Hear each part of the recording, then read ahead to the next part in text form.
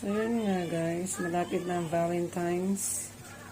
4 na araw na lang, kaya busy na ang person. Ayan na yung mga nagawa nila. Ayan. Ganito ang kalagayan namin ngayon guys, dito sa bahay. Ayan. Ayan guys, ayan sa ilalim. Ganda na yan.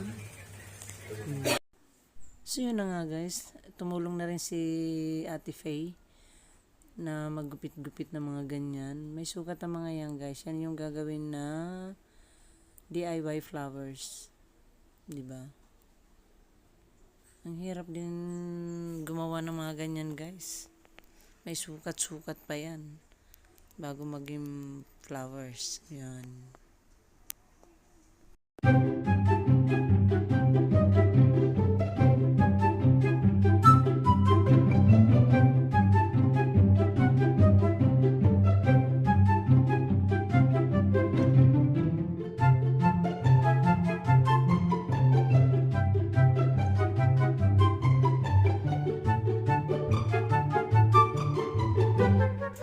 Yan, natapos ng gumpitin ni Ate Faye ang kulay na yan.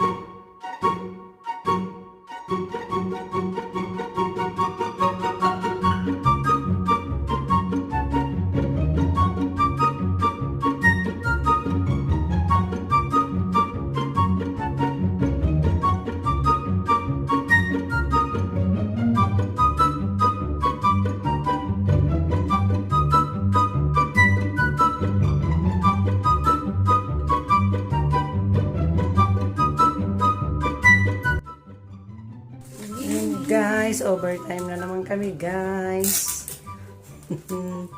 Ganito kami ngayong kagulo guys. Yan, ibabalot pa yan. At yun, inimpisahan na niya. Yan.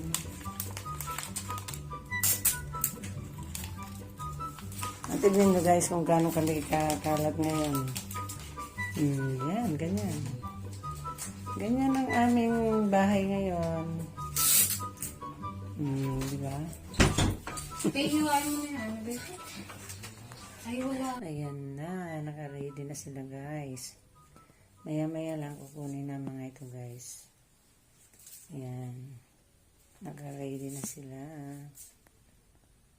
Diba? Dali, may nauna nang nakuha. Ito yung huli nilang kukunin. So yan, happy Valentine's sa atin lahat guys. So yan, ayan na sila, naka-ready na. Ready to pick up na sila. Maya-maya lang darating na yung kukuha sa kanila. So yan, happy Valentine's sa atin lahat guys. May nagpahabol ng chocolate bouquet. Buti tinanggap man ng anak ko. Ayan, iba't ibang klase ng chocolate. Yan. Ayan na guys, tapos na. Iba't ibang klase ng chocolate. Yan. Talaga kumita guys. Ano ba itong Valentine's natin ngayon? Umuulan guys.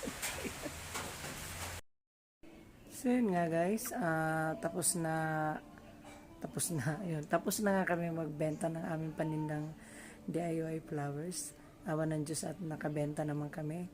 Salamat sa mga bumili. Happy Valentine's sa atin lahat guys. So yun. Gabi na kami magligpit. So good night and happy Valentine's sa atin lahat guys. So be good, be kind, alagaan at mahalin natin ang ating kalikasan. Bye.